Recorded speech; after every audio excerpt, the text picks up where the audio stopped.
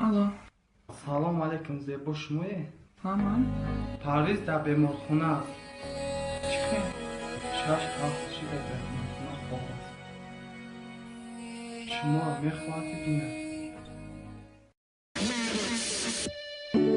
برگی درخت میریزد شمالی خنک در بیرون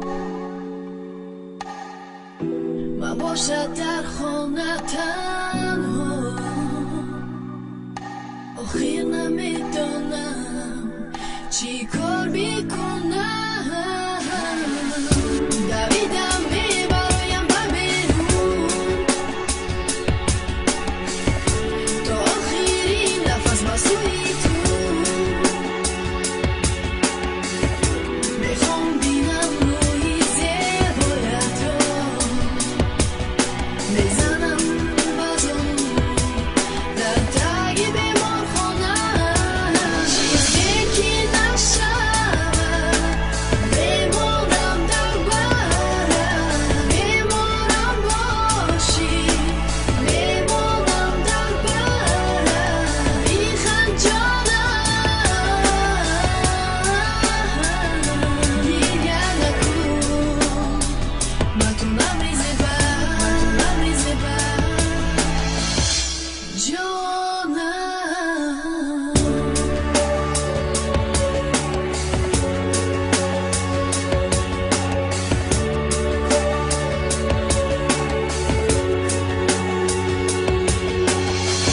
گریه نکن و زیق نشو و مگذره امروز کی میکنه شب و شب یردم نمیته درون برای تو من میشم و دنیا میشم بهشت اگر خوفت برم من میشم برای تو بلیش اینمی ای عشق تو دیدی شقتی من در بری من در آغوشی من روزو میگذشتم نکی تو زیق نشو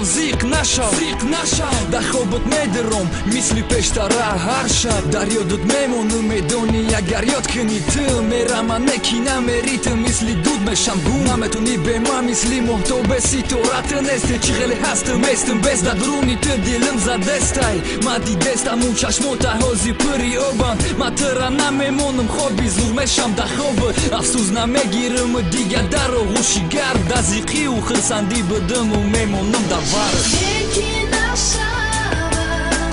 میمونم در برم میمونم باشی میمونم در برم بیخند جانم دیگر نکن متونم ریزه بر جانم چیزی که نشود میمونم در برم میمونم باشی میمونم در برم بیخند جانم